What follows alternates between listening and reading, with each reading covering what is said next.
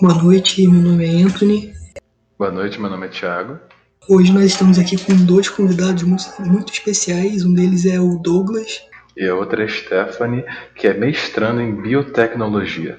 E hoje nós vamos conversar um pouquinho sobre a questão de como surgiu os planetas, os seres vivos e qual vai ser o futuro da raça humana, que provavelmente, segundo como disse o Steve Hawking, os seres humanos vão ter que sair da Terra algum dia, né?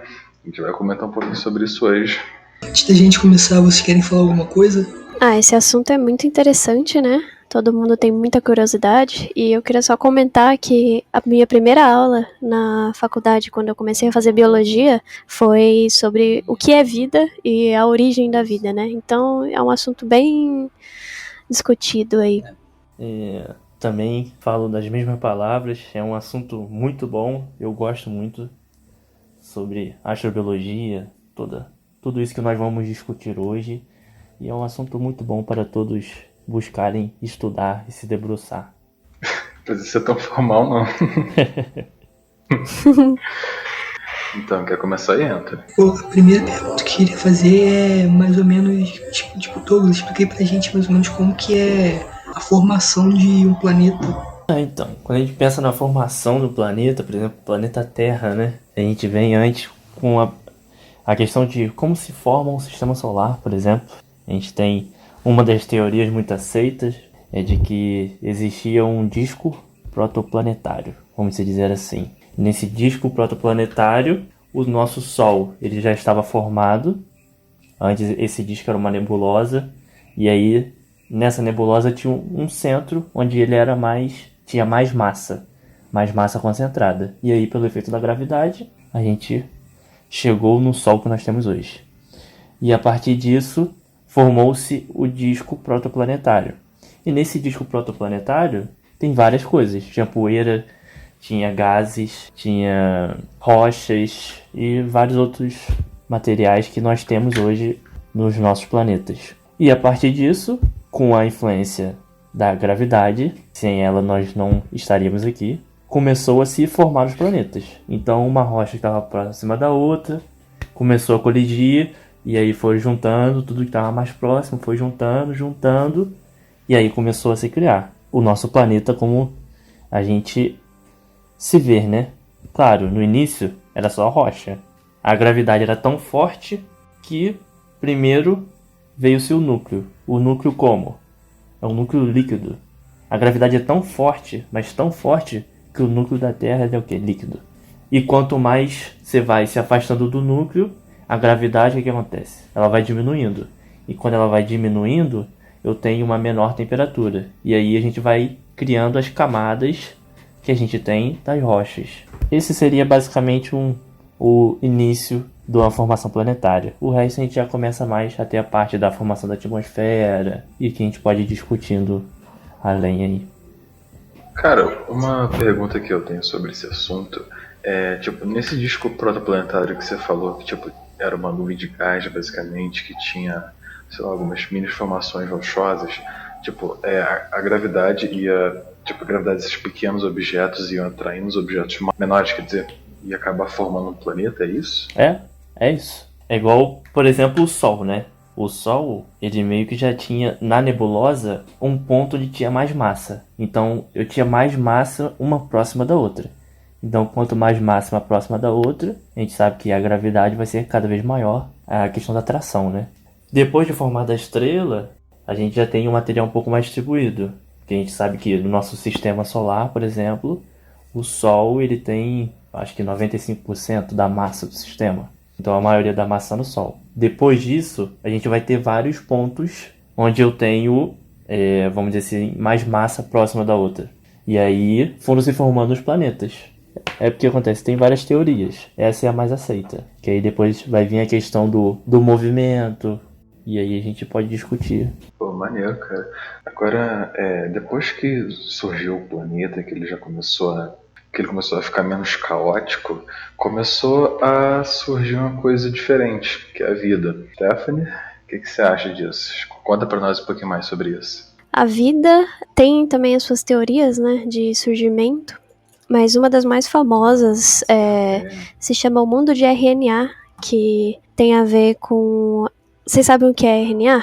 Acho que... Deixa eu explicar, melhor explicar. RNA é uma molécula, um tipo de molécula que é feito de nucleotídeos. E eles são o UGC, né? E eles compõem essas moléculas de RNA. E essas moléculas, assim, não tem uma explicação muito exata do que aconteceu, né? Mas a teoria é de que com todo o caos que tem de... Que nem o Douglas falou, né? Temperaturas muito quentes, eu não sei dizer o que exatamente acontecia, mas eu fico na minha cabeça, aparece imagens de tempestades, assim, umas coisas muito loucas de planetário, e com isso provavelmente deve ter feito com que surgisse novas moléculas, principalmente vindas possivelmente de outros lugares, né? Eu não sei como isso surgiria do nada, né? Eu acredito mais de que elas apareceram aqui vindas de outros lugares, e isso fez com que começasse a ter material genético, né, que é um RNA, é um material genético no planeta, né, no caso na Terra, e com isso as formas de vida começaram assim, sabe? Eu não sei se vocês conhecem, mas existem, eu não sei nem chamar o tipo de organismo que é isso, né? Não posso nem falar que é vírus, porque vírus já é uma coisa diferente, mas tipo, existem coisas chamadas prions, e eles são somente pedaços de moléculas que, entre aspas, são vivos, mas é difícil de falar que são vivos, porque na verdade eles não são, mas eles são. É muito complicado isso. Então, a teoria do mundo de RNA é isso, que começou com o aparecimento, assim, do RNA, e conforme foi passando muito tempo, foi surgindo mais coisas, assim, foi evoluindo, né? Acho que é basicamente isso sobre essa teoria que eu conheço. Tem a doença da vaca louca causada por um prion, não é? Isso mesmo, exatamente. E é um negócio, assim, muito louco, o prion, porque não tem nada, não é uma célula, é só uma molécula, entendeu? E ela, aí ó, que nem você falou, causa uma doença. Então, como é que a gente pode dizer? A gente pode dizer, será que isso é vivo? Sabe, tem uma discussão muito interessante nisso na biologia. Inclusive, com relação a vírus até, que é um organismo mais evoluído, entre 1000 aspas, tá? Porque não pode se falar isso, do que o prion. Mas as pessoas discutem se o vírus é mesmo ou não vivo. O prion deve ser a mesma coisa. Sei lá, pra mim é esquisito falar que um prion é vivo, mas é isso aí, é difícil de medir a vida.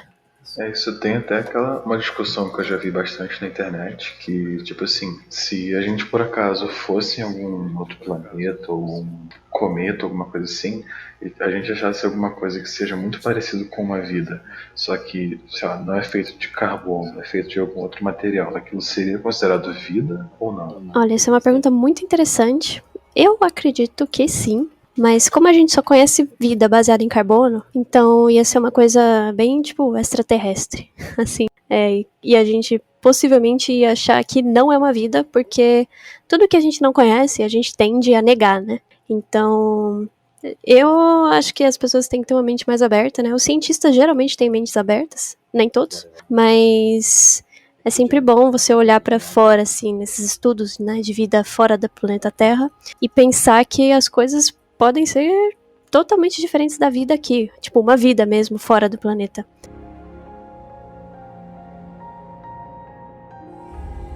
Bom, a gente não entrou nessa discussão ainda, mas eu acredito que tem mais vida por aí, fora do planeta Terra. Eu também acho que tem. Eu também acredito. Aí fica a pergunta aberta para quem quiser responder. Conforme a gente vai evoluindo como sociedade, como espécie, a gente vai utilizando cada vez mais os recursos da Terra, e é uma coisa finita, uma coisa que alguma hora vai acabar. Então a gente, obrigatoriamente, para sobreviver, de duas uma, a gente tem que mudar completamente nosso hábito de consumo, de extração de recursos, ou sair do planeta para procurar alguns recursos novos. E nem todos os planetas são habitáveis. E, na opção de vocês, na opinião de vocês, no caso, o que seria basicamente considerar um planeta bom para se mudar, para sair da Terra e ir para lá? Na minha visão de físico, por enquanto, eu acho meio complicado a gente dizer o que seria bom, né? Porque são muitas situações pra gente pensar no que seria bom pra gente, um planeta habitável, assim, fresquinho igual a Terra. Provavelmente tão cedo o homem atual não vai achar uma Terra igual a nossa. Então, qualquer outro planeta que a gente for pensar em habitar, a gente vai ter que se adaptar a ele. É igual a Terra, a gente já nasceu aqui, então a gente se adaptou e foi evoluindo, e agora a gente explora isso que a gente se adaptou. Em outro planeta não vai ser assim. A gente vai ter que nos adaptar ao planeta e aí ir evoluindo para que as próximas gerações vão se adaptando àquele ambiente, e aí sim vai se tornar um ambiente, vamos dizer assim, normal, que é o que a gente anda aí na rua normalmente consumindo nosso oxigênio, entendeu? São questões que muitas coisas têm que ser debatidas, na minha visão. Isso que você falou me lembrou daquela série lá, né? Não sei se vocês já assistiram The 100. Não. É uma série que aborda justamente isso, né? Que a Terra não tem mais recursos, então vamos morar no espaço. E já tá nessa época já, né? E já, tipo, passaram-se vários anos, acho que umas 200 de anos, que eles estão morando no espaço, numa nave, né? Que eles construíram uma colônia no universo, assim mesmo, perto do planeta Terra. E eles têm que se adaptar a níveis de radiação muito maiores, né? Porque tá fora, né? Da Terra. E é uma loucura, assim. E quando eles voltam pra Terra também depois, eles têm que se adaptar a isso também. Mas, claro que isso é uma série, então é uma mentirada, né? Tipo, não tem como se adaptar, tipo, em 10 minutos. Opa, vou me adaptar aqui. Então, aí, essa questão da pergunta que você fez, né, no caso, eu acho que um planeta habitável, sem ser a Terra, é uma coisa muito rara. Porque, assim, a Terra, ela tá nessa exata posição no sistema solar. Eu não tenho muito conhecimento pra falar disso, mas eu vi um documentário que, tipo, essa é a posição perfeita pra não ser tão frio, nem tão quente, sabe? Apesar do aquecimento global, a gente tem temperaturas suportáveis, assim, no nosso nível de adaptação atual. E é um negócio muito difícil de acontecer de novo, sabe? Principalmente perto da gente. Assim, o mais próximo que a gente chegou foi achar água em Marte. E nem foi... Assim, eu não tenho muito conhecimento sobre essa área de achar água em Marte, mas só a água não faz a vida, sabe? A água é muito importante, mas tem que ver a atmosfera, se tem alguma proteção, que nem a gente tem a camada de ozônio, né? Se tem alguma proteção no planeta que vai evitar que a gente sofra tanta radiação, porque radiação, se tiver altos níveis de radiação, não tem como ter vida, não a vida que a gente conhece atualmente. Então, é uma série de fatores para você pensar que, vamos lá, acabou os recursos na Terra, vamos se mudar aqui para outro planeta aqui do lado. Acho que é uma coisa muito complexa e também tem a questão toda da logística, né, disso. Como é que a gente vai mudar de planeta? Se a gente achar o planeta, né, que suporta a vida como a gente conhece. Não, com certeza. E, por exemplo, nesse caso, tem um filme que representa muito bem isso, que é o Interestelar. Que ele vai falar vai mostrar exatamente isso, que vamos dizer que a Terra está expulsando os humanos, né? Acabaram seus recursos, está vindo uma praga, a gente tem que ir embora da Terra ou resolver a praga. Só que aí, por exemplo, eu acho que o Interestelar, ele traz bem essa ideia de que não é algo fácil, é algo que demora muito e tá muito longe. Tá muito longe você achar um planeta próximo da Terra, parecido com a Terra. É igual, provavelmente vai ter. O universo é gigantesco. A gente tem aí bilhões de galáxias. Então a probabilidade de se ter algo parecido com a Terra é bem grande. Só que quando que a gente vai chegar nisso? Se a gente vai conseguir chegar nisso, é muito difícil não tem como a gente prever. É muito isso mesmo. E isso até me lembra... Eu não sei se vocês assistem Rick and Morty. Rick and Morty tem um episódio que ele procura lugares similares da Terra, sabe? Lógico que é desenho, ficção e tal, mas ele acha, tipo, 4 lugares só. 4 lugares parecidos que tem como eles viverem. Mas eles têm, né, aquela arma de portal lá que teletransporta. Então não tem problema, né, de locomoção aí.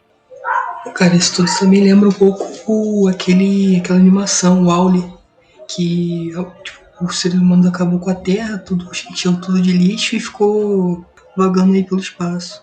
Eu acho mais que, sei lá, que tipo, a Terra é o que a gente tem, se tiver algum problema dentro dela, a gente vai ter que dar um jeito de resolver aqui dentro mesmo. Sim, é isso. O problema é que é o capitalismo, né? O capitalismo é isso, eu tenho que consumir todos os recursos.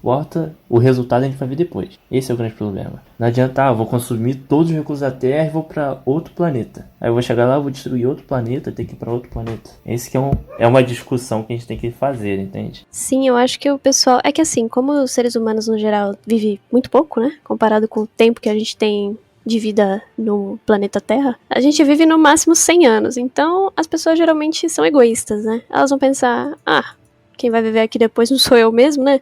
Então, tanto faz.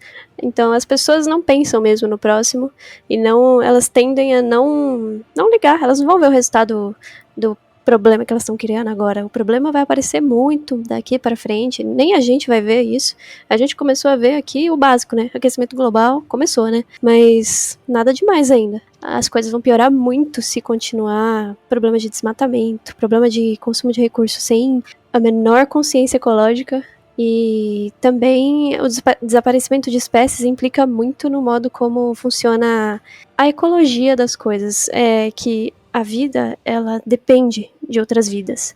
Então, não tem como a gente viver sem comida. A gente come outros animais, né? Apesar de terem pessoas que não comem animais, né? Mas a gente come plantas também. Então, plantas também têm vida, né? As pessoas esquecem um pouco disso. Mas não tem como a gente viver sem ter um plano, né? A gente não tem um plano. Então, a gente tá vivendo na vida louca, assim mesmo.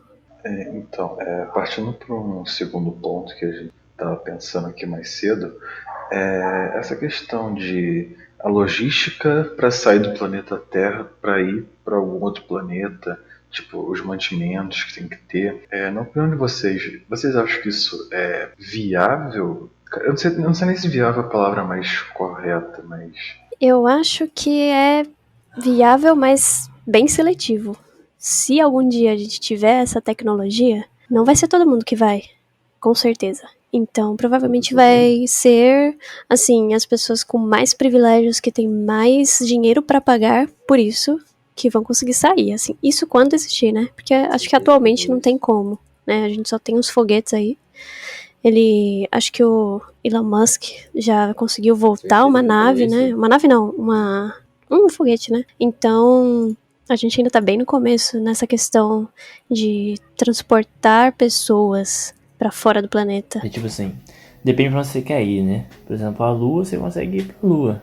Gasta um dinheiro enorme, mais gasto. Mas pra você explorar mais o sistema, você vai ter que instalar bases em outro lugar. Enquanto você não tiver uma energia grande o suficiente. Por exemplo, usar energia nuclear para... Não nuclear, né? Mas tipo, fusão de hidrogênio como combustível de foguete.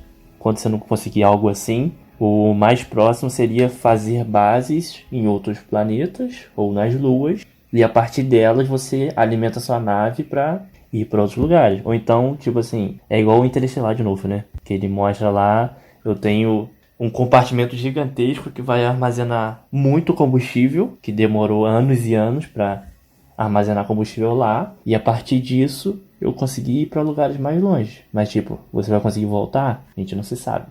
Então a esperança seria, vou mandar pessoas que vão ficar naquele planeta e a partir delas eles vão reproduzir e gerar uma nova raça humana.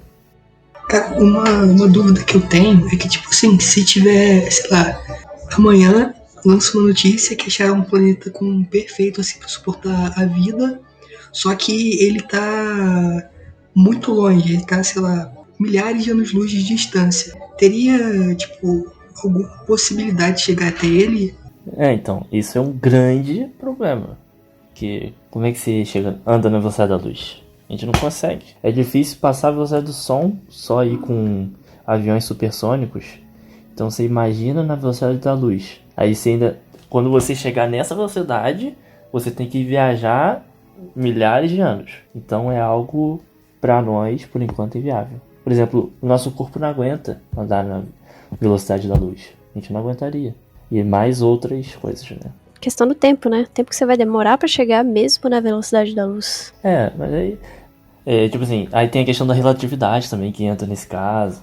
Mas de qualquer maneira, é isso aí, milhares de anos. Então seria várias gerações que estaria nesse projeto, por exemplo, entendeu? Quantas pessoas iriam morrer, nascer, até conseguir chegar nesse planeta. Tem uma questão biológica nesse caso, de que você até comentou agora há pouco, de levar pessoas para constituir uma nova sociedade em outro lugar, né? É uma coisa muito difícil de acontecer no sentido da espécie em si, porque quanto menor o número de indivíduos de uma população, né, de uma espécie, maiores são as chances de você desenvolver problemas genéticos quando você tem proliferação. Então, tanto é que você já deve saber que, por exemplo, parente que tem filho entre si, provavelmente, assim, a chance de ter um problema genético nessa criança que nascer é muito alta, porque as populações não foram feitas para se cruzarem assim, entre si, em poucos números. Tanto é que as espécies que estão em extinção atualmente, entrando em extinção ou algo assim, é muito difícil de você recuperar uma espécie assim, porque tem muito poucos indivíduos na população. E o mesmo vale para se a gente deixar, sei lá, 50 pessoas num planetinha, essas pessoas, a chance delas se extinguirem é maior, na minha opinião agora, né? É maior do que delas conseguirem proliferar sem problemas, assim, genéticos principalmente.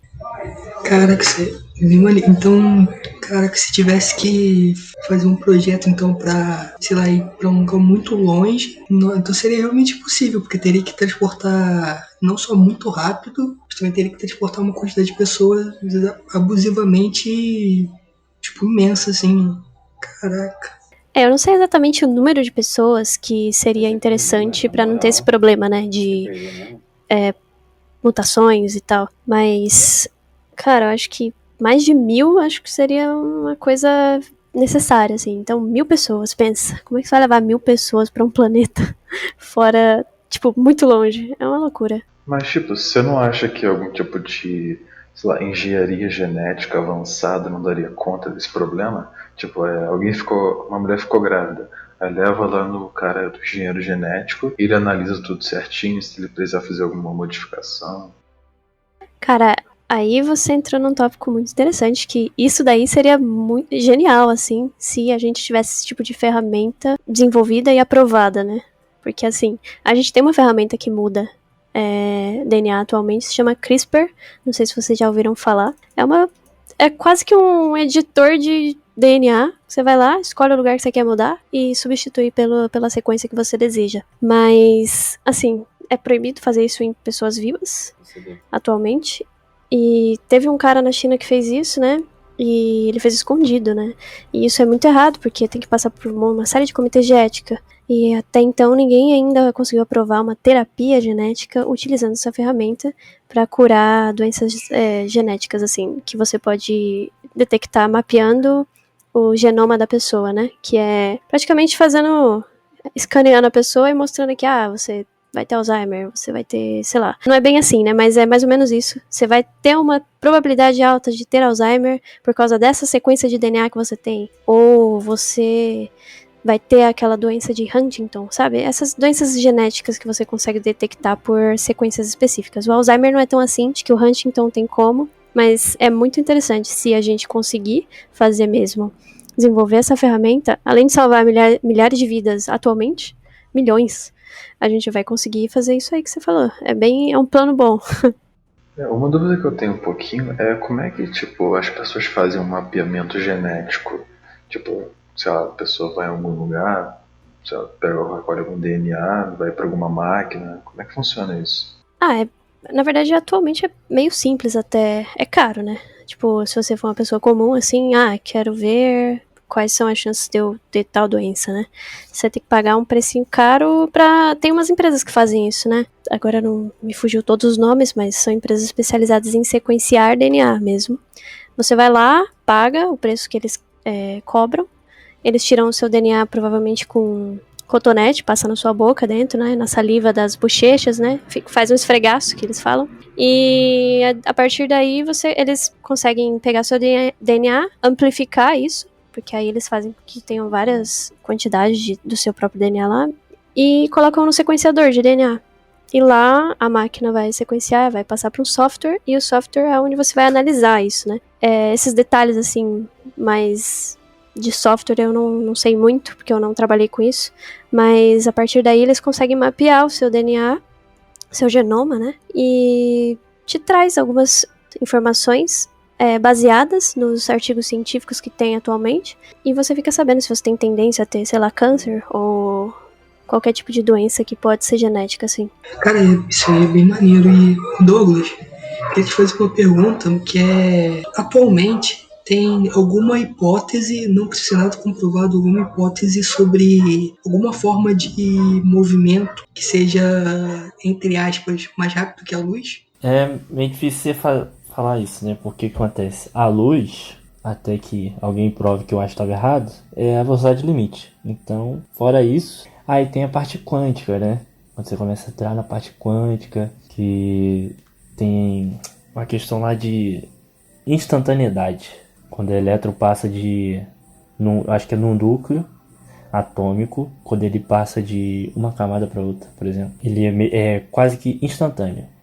Mas aí pra você provar isso, difícil, hein? Muito difícil. É possível a parte quântica, tipo, afetar, sei lá, a vida em alguma escala? Então, é que acontece, a parte quântica ela é bem mais recente, né? Mas eu acredito que sim. Tem muita coisa no quântico que a gente pode... que está sendo mudado, né? Por exemplo, o Einstein, quando ele estava vivo ainda, essa parte de teoria quântica apareceu basicamente por causa do Einstein, entendeu? Porque ele não acreditava muito. E aí os caras chegavam pra ele, ó, eu tenho isso aqui, olha pra mim. Aí ele falava, não, cara, isso tá errado. Aí eles foram aperfeiçoando a teoria quântica por causa dele. Que aí tudo que ele falava que estava errado, eles iam e aperfeiçoavam até chegar no que a gente tem hoje. Eu acredito que a gente pode conseguir descobrir muitas coisas relacionado... tem várias coisas que a gente pode... Até nessa parte de... Quando a gente pensa, por exemplo, em ficção, né? Viagem do tempo, por exemplo, mundo quântico, essas coisas. Isso são ideias que podem se tornar realidade, eu acredito. Só que é aquela coisa. É algo muito difícil de você fazer isso no mundo real, entendeu? Porque é algo muito pequeno.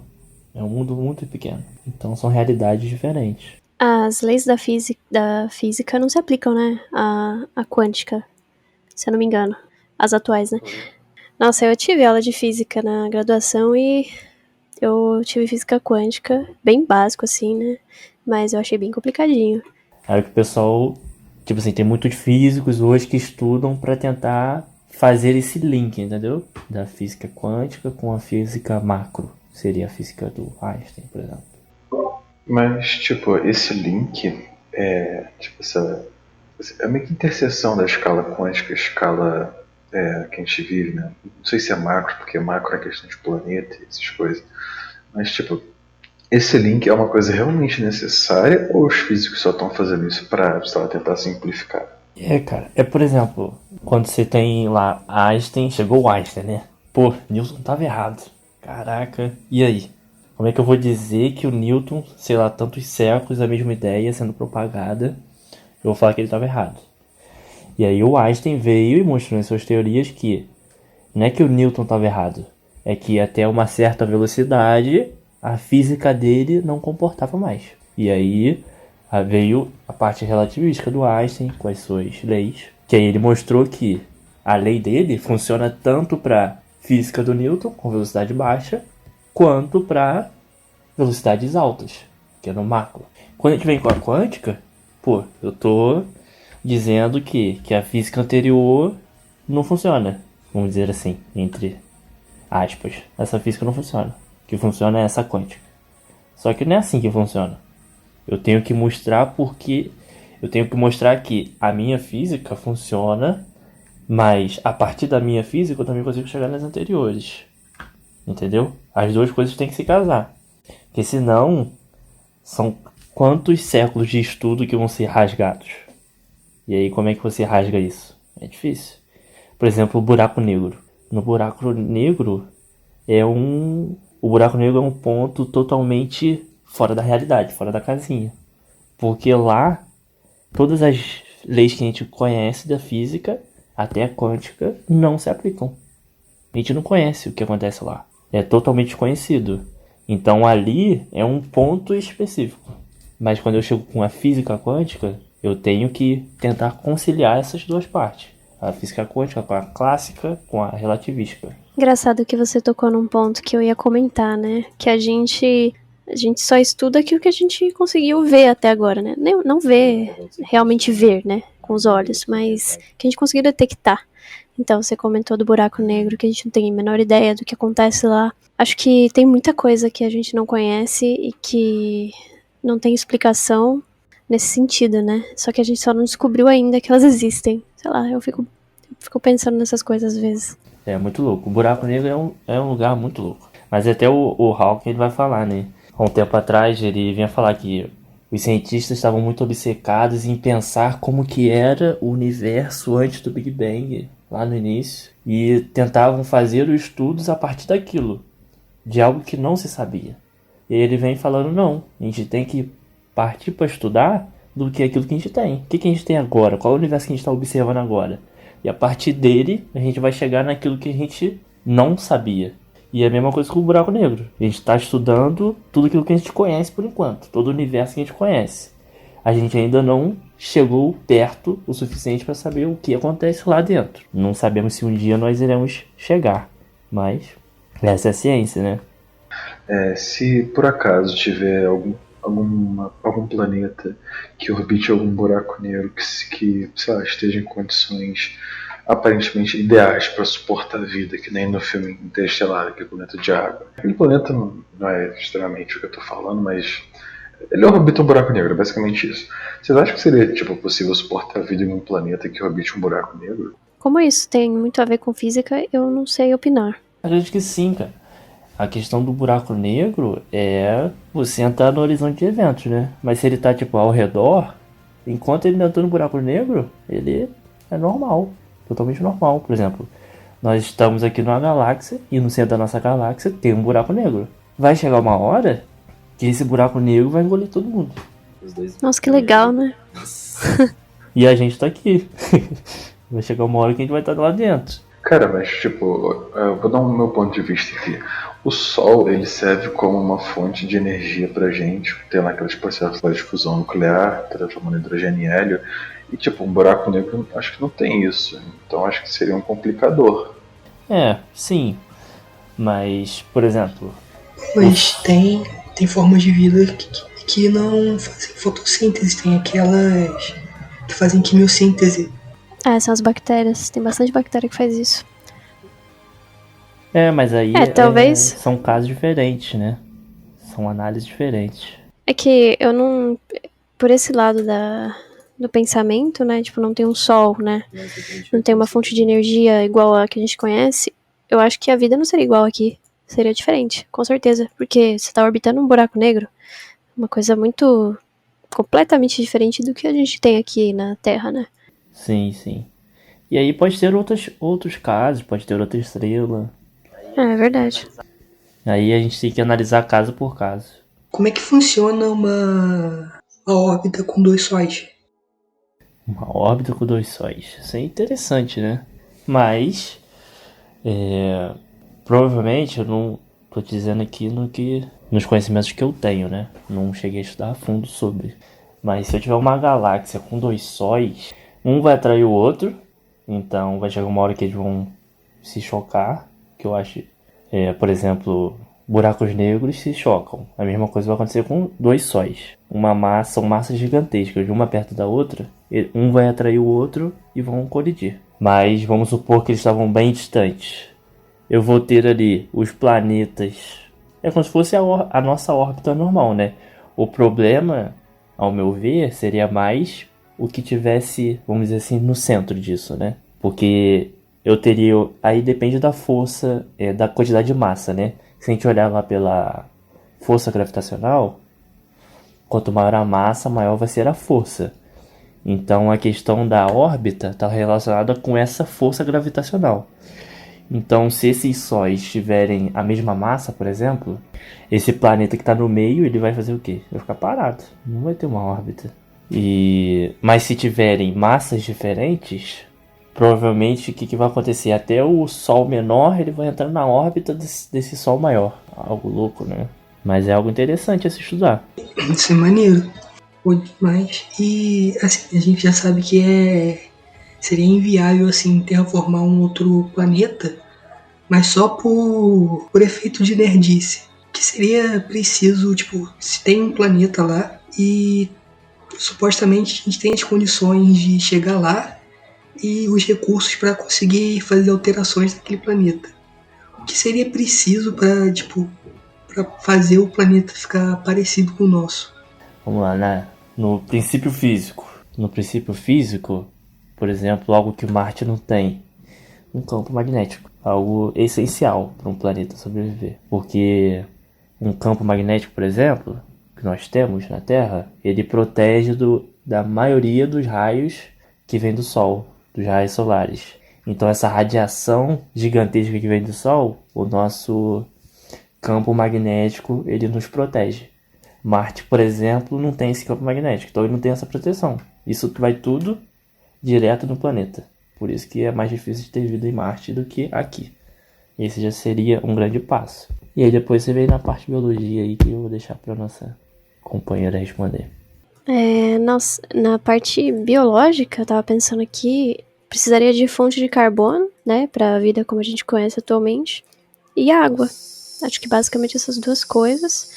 E acho que, como você disse, é hipotético, né? Acho que a temperatura estaria regulada, né? Então, tem essa questão da temperatura. Tem que ter uma temperatura não muito alta, não muito baixa, que a gente consiga suportar. Acabei de lembrar do oxigênio. Precisa de oxigênio também. Sei lá, essa pergunta também é meio estranha, mas tipo, sei lá, se você tivesse que escolher uma planta para levar para Marte, qual planta você levaria? É meio esquisito, mas... Nossa, qual planta eu levaria? Bom, eu acho que nenhuma planta sobreviveria em Marte, né? Mas se for pra levar uma planta, acho que eu levaria uma planta do deserto, porque elas são muito resistentes. Eu só não sei qual exatamente, mas eu não sei se vocês já viram aquelas suculentas, umas plantas que elas parecem que tem água dentro. Então, eu levaria uma dessas porque elas suportam, aqui na Terra, temperaturas muito altas e muito baixas, e elas têm reserva de água. Então, talvez elas vivessem por algum tempinho, assim, bem curto, em Marte. Marte, ela também não tem a pressão atmosférica, tipo, a pressão atmosférica necessária, é bem menor do que a da Terra. Isso tem muito impacto negativo na vida. Olha, eu acho que sim, mas eu não manjo muito da questão da pressão atmosférica, assim, no sentido físico. Mas eu sei que é importante. Eu sei que tem um problema de formação de fetos com microgravidade. Cara, eu nunca ouvi falar disso. Você sabe, você leu isso em algum lugar? Tipo, sabe me falar o que é? Se eu não me engano, eu só vi por cima mesmo. É que no processo de formação do feto, ele depende bastante da gravidade para ele poder manter as forças intermoleculares, para ficar tudo certinho, organizado. E eu sei que, tipo, com baixa gravidade ou com gravidade nula, isso é uma coisa que pode complicar muito. Pode fazer o bebê ficar deformado, essas coisas. Eu acho que, no geral, se você estiver num lugar que a gravidade é menor, né, o seu próprio corpo vai ficar estranho. Então, provavelmente por isso que um feto se forma de maneira errada, digamos assim, quando tá nesse tipo de situação. Porque quando você tá numa... Eu não sei se o Douglas pode me auxiliar nisso, mas provavelmente quando você tá num lugar que não tem gravidade, ou tem gravidade muito baixa, os seus órgãos em si, eles não ficam no lugar. Porque eles vão perder a gravidade que tá segurando eles ali, assim. Quando você, por exemplo, você tá numa montanha-russa e você desce, tem aquela descida e é muito rápida, você sente um frio na barriga, são seus órgãos se mexendo.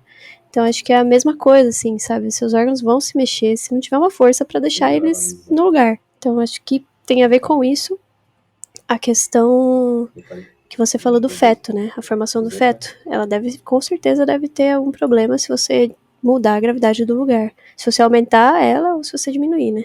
Esse negócio da montanha-russa pra mim foi novidade. Eu tô com a cabeça explodindo agora. Foi até o que eu falei, né? A questão de, a gente vai habitar outro planeta. A gente vai ter que se adaptar àquilo. Porque a gente não nasceu ali. Como a gente não nasceu, a gente tá vendo de um lugar totalmente diferente. E as condições são totalmente diferentes.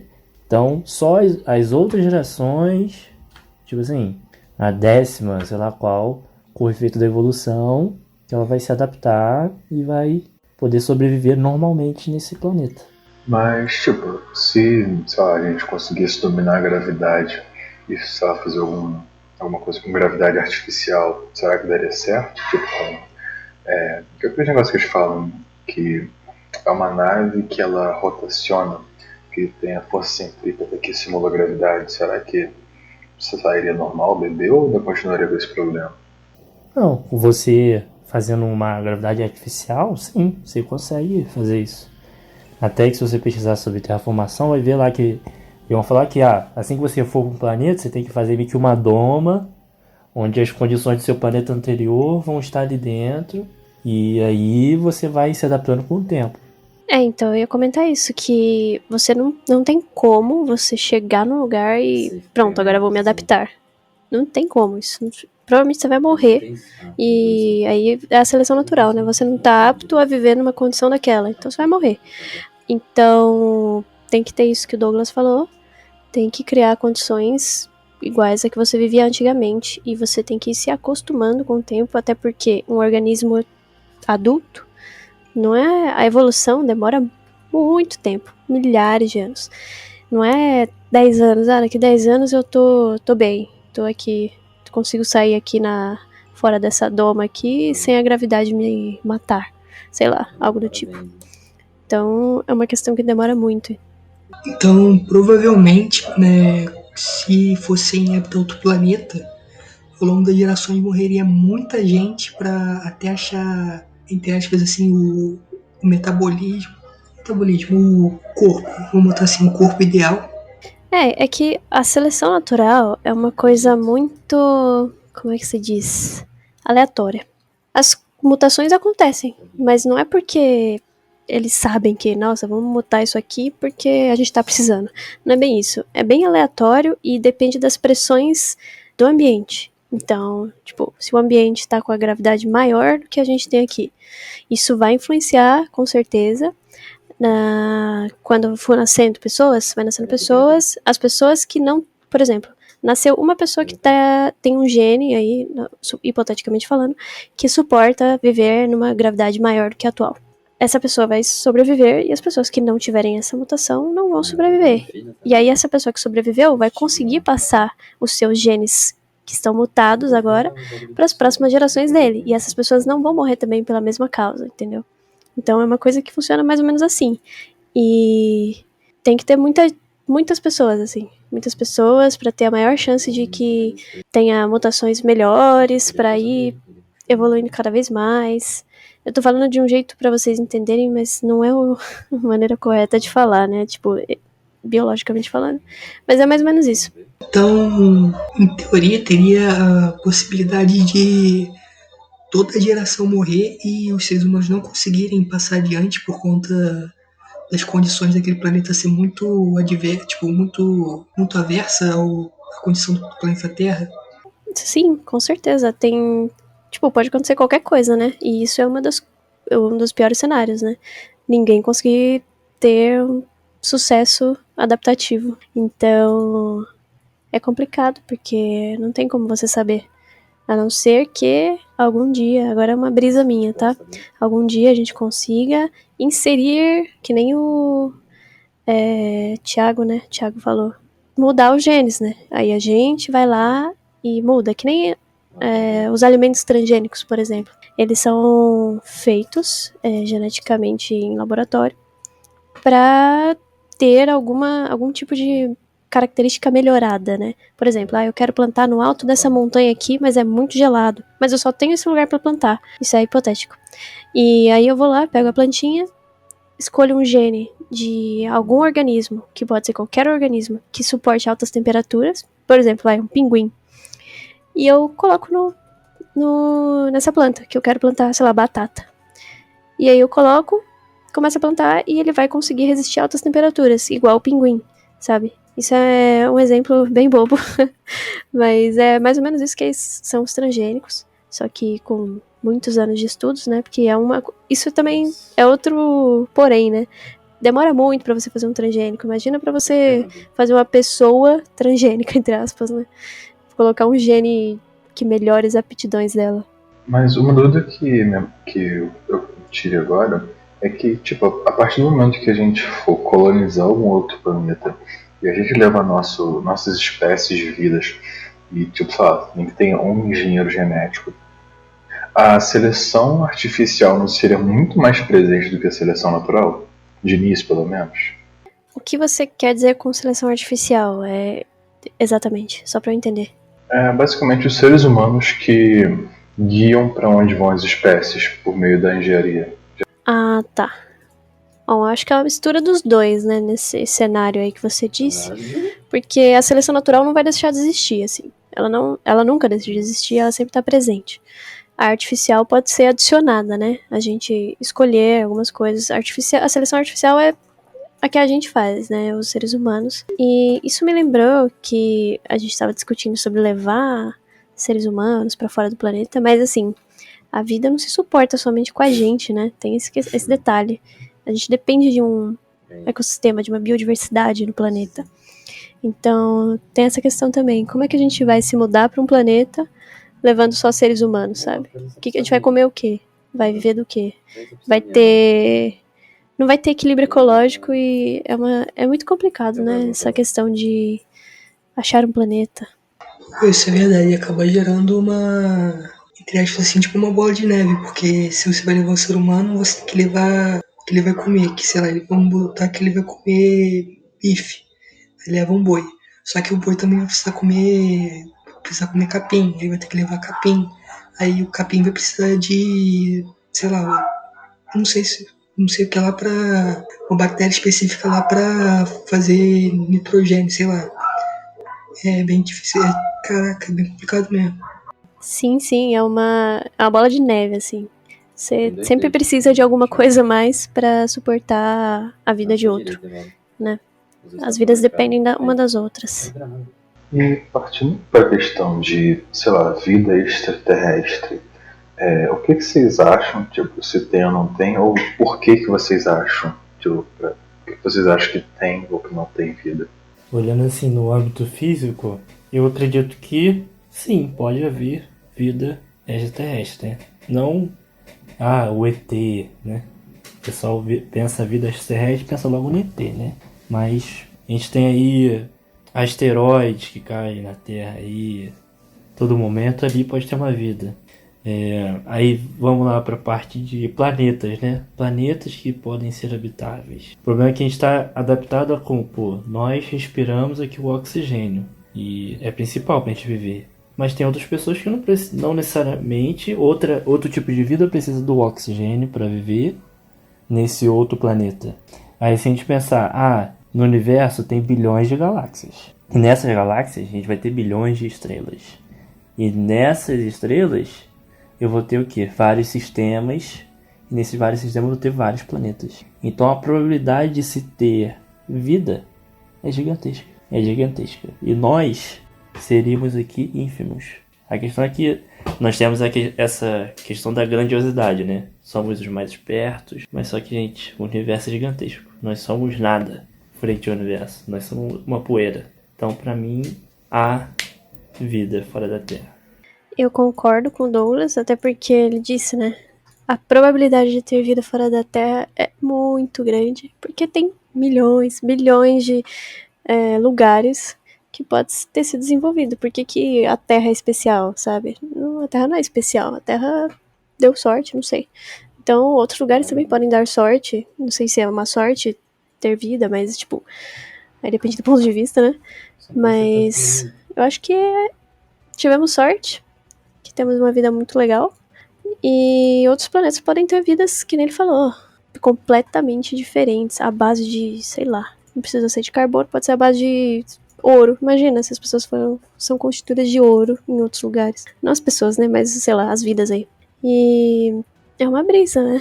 Você ficar pensando nisso. Não tem como a gente saber também, a não ser que algum dia alguma civilização, algum organismo chegue aqui e fale, né? Que nem nos filmes, os ETs, né? Como o Douglas tinha falado. Mas eu não acredito que as vidas fora da Terra são que nem os ETs que a gente pensa, sei lá. É uma coisa muito estranha, esses ETs que o pessoal cria aí nos filmes. Mas é difícil a gente analisar assim, né? Mas, por exemplo, tem outra coisa também que muitos defendem, é igual a questão de dimensão, né? Pô, Newton veio lá, largura, altura, profundidade. Ali, pô, todo mundo aceitou, tô vendo tudo isso. Aí veio o Einstein com o tempo. Pô, tempo agora é uma dimensão. E quantas outras dimensões podem existir? Só que pra gente, enquanto a gente não tá vivendo naquilo, a gente não consegue mensurar. Então, se existe, vamos dizer aqui, essa parte mais GT, se existe um ser que está numa outra dimensão, a gente não conseguiria enxergá-lo, enquanto ele não se apresentasse para nós, por exemplo. Isso é uma parte mais viajada, mas é interessante também de se pensar. Essa questão das dimensões, eu sempre lembro do Rick and Morty, né? Que tem um monte de dimensão.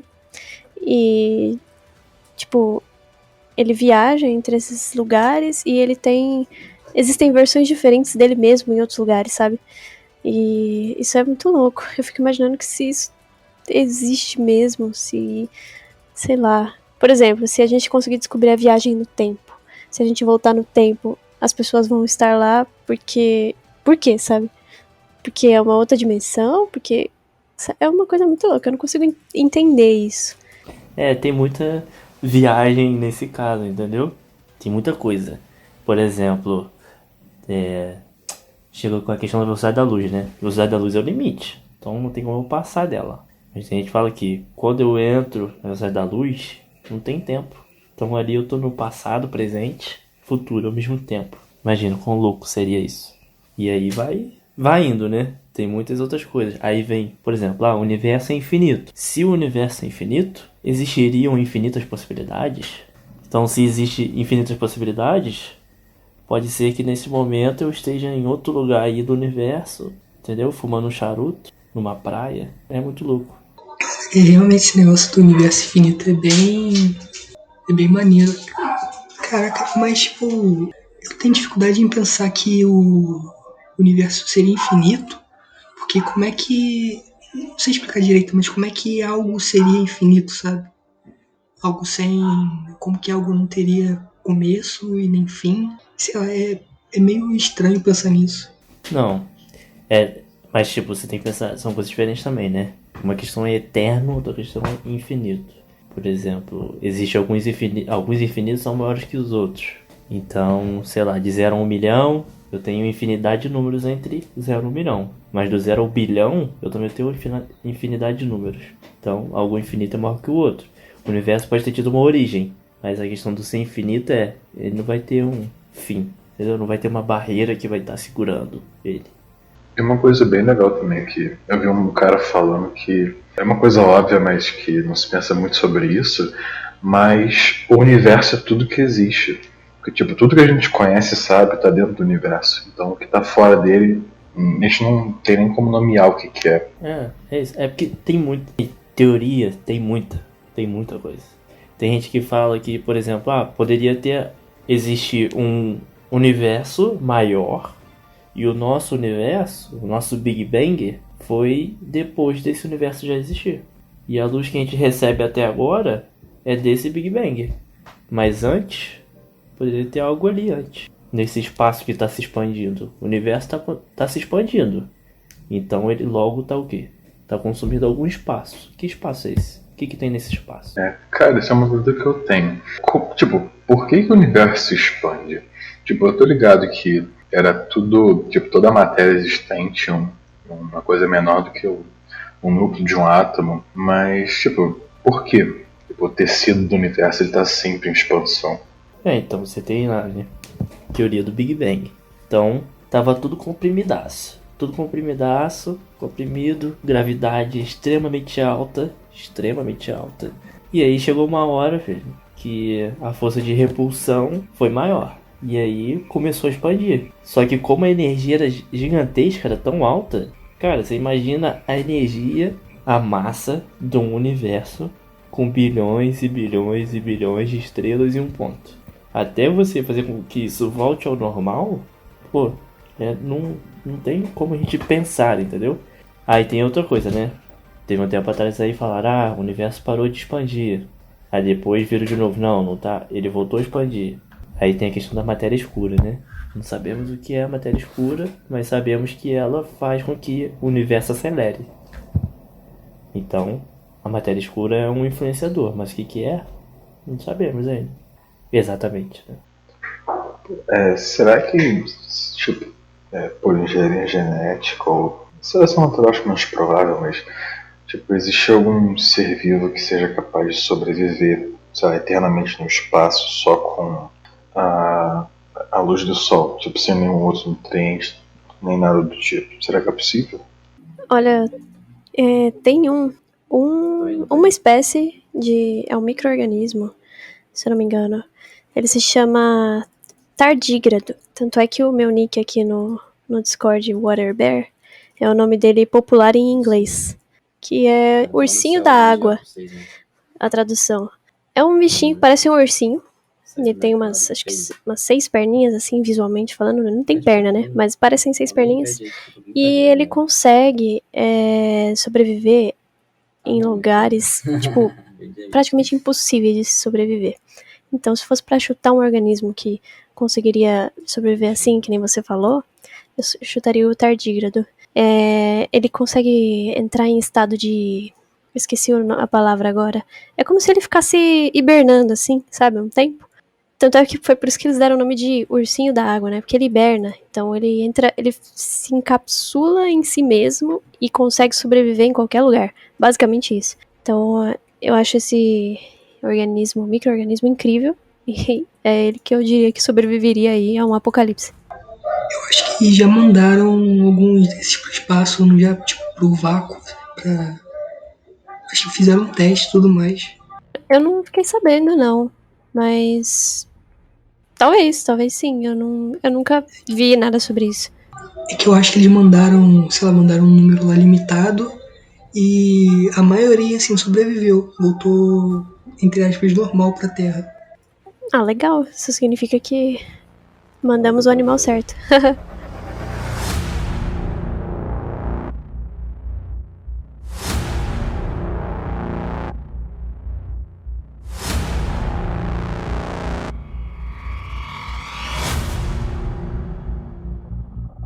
Pensando fora da, sei lá, escala humana de capacidade de viajar entre planetas e galáxias até, vocês acham que seria mais viável colonizar, sei lá, os planetas do sistema solares com robôs ou nanorobôs?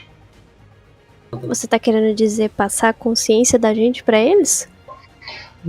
Não é necessariamente passar consciência, mas tá, tipo, deixar nossa marca lá. Tipo, eu crio um robozinho que eu mando ele pra Lua e a única função dele na Lua é, sei lá, utilizar os recursos da Lua para fazer mais robozinhos e ir para outros planetas.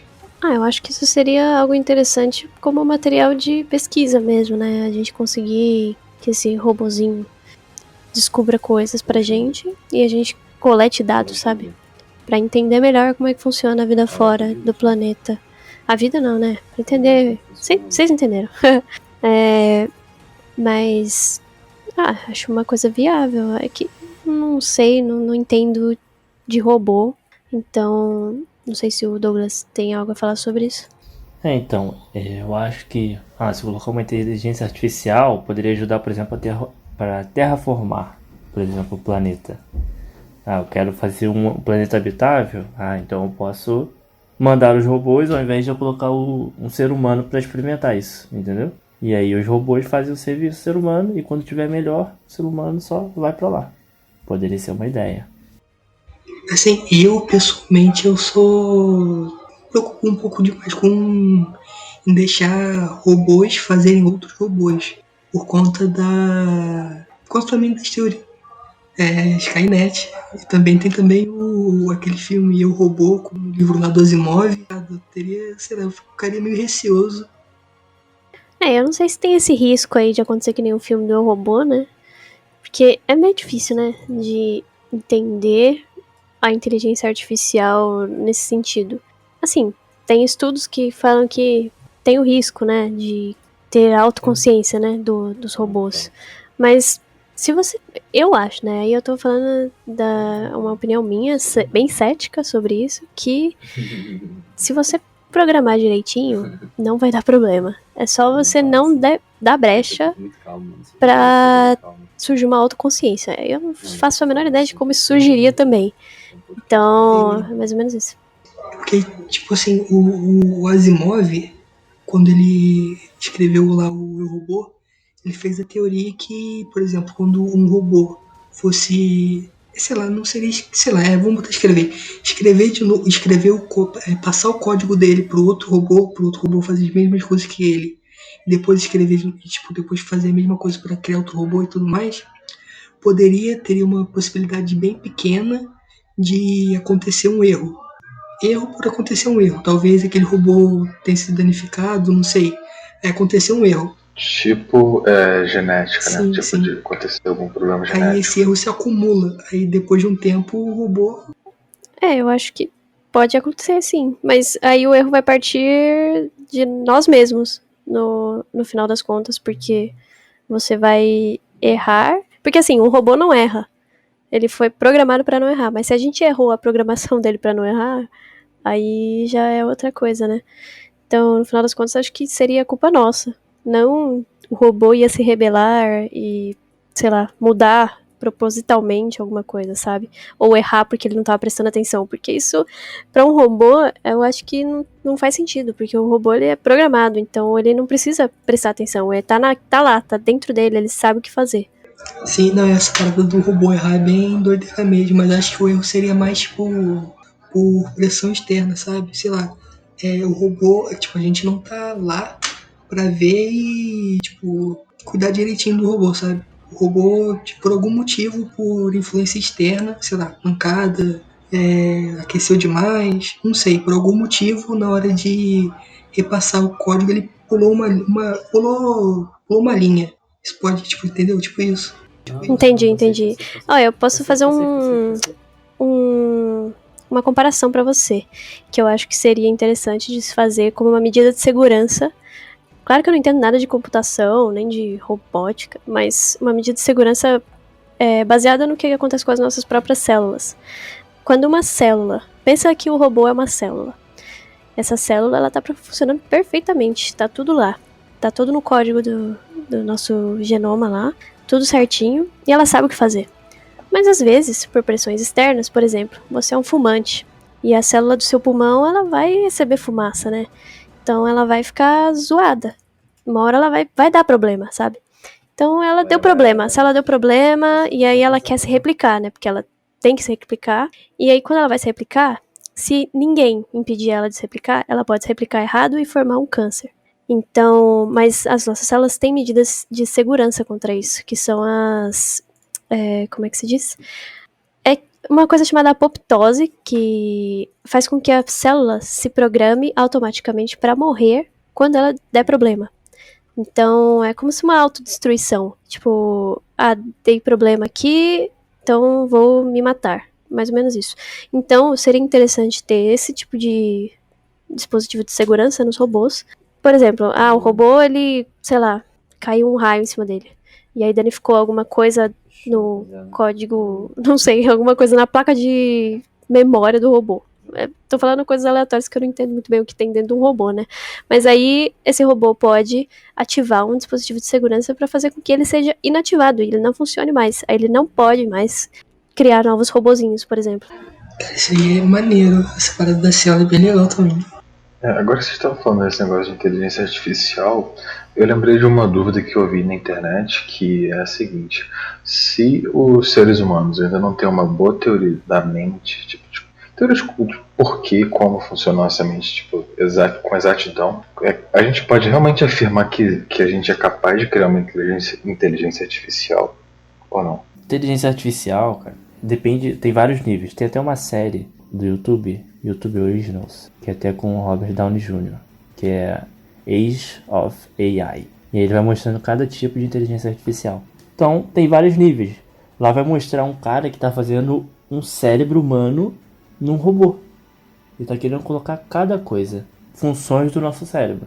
Então ali, por exemplo, pode gerar um robô que pense como nós. Aí, por exemplo, seria um problema.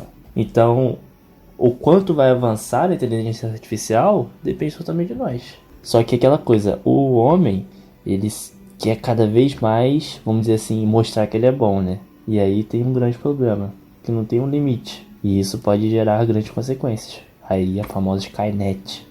O homem tem uma tendência muito forte a tentar fazer com que tudo pareça com ele, né? Que nem filme de extraterrestre.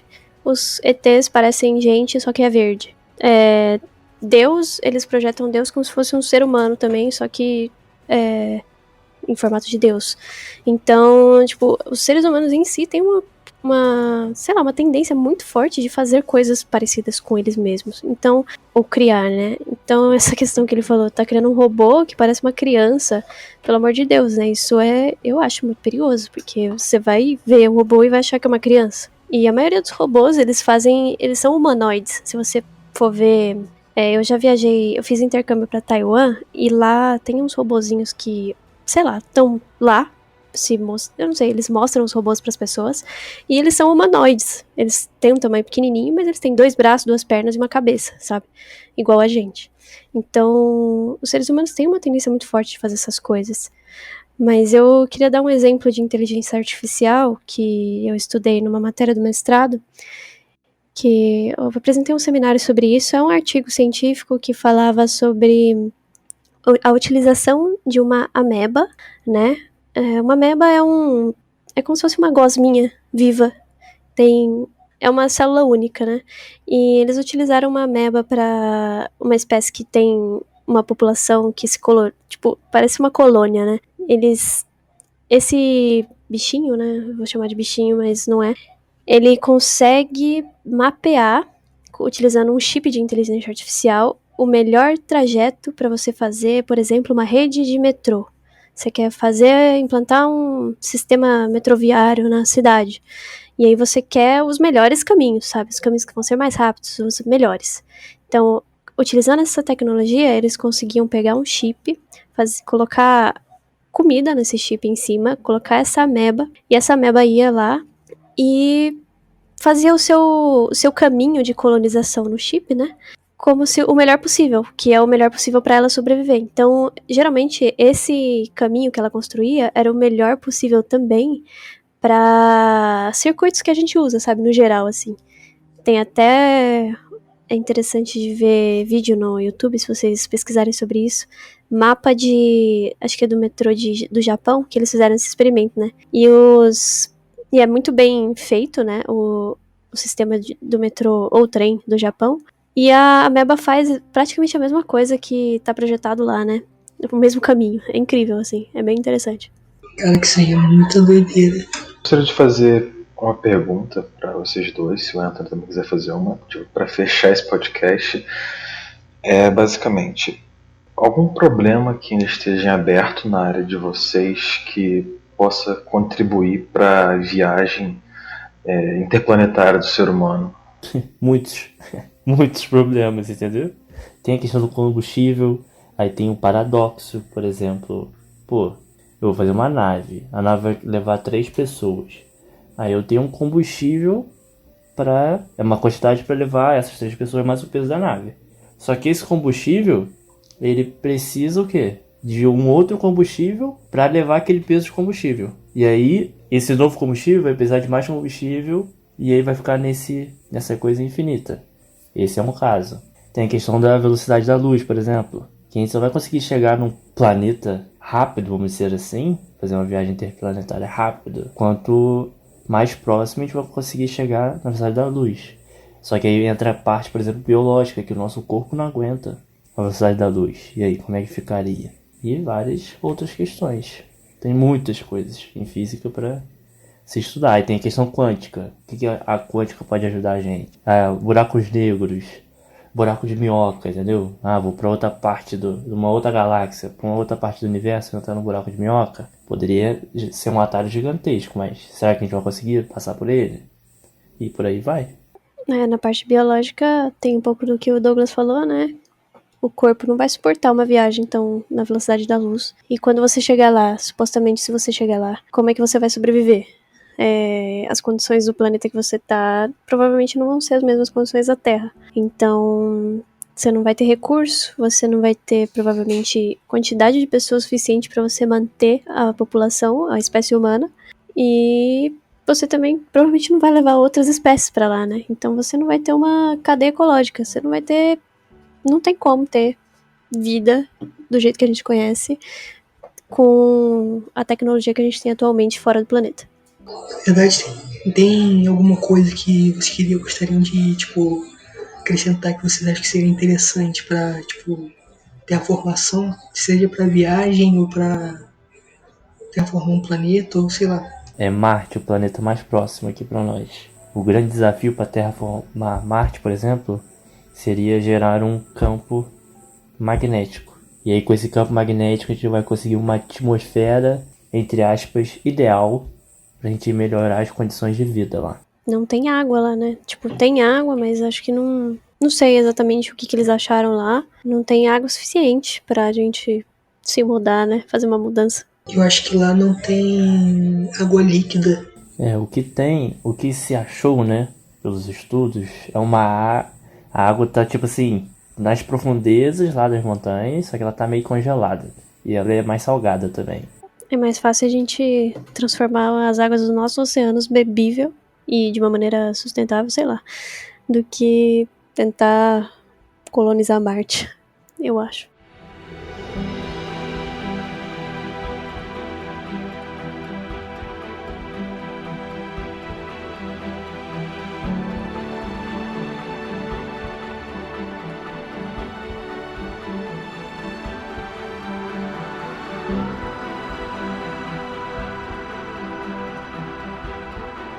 Então a gente vai encerrar aqui, mas antes disso a gente queria deixar o Douglas e a Stephanie falar mais especificamente sobre eles, o que eles estão fazendo e tudo mais. E aí, Douglas.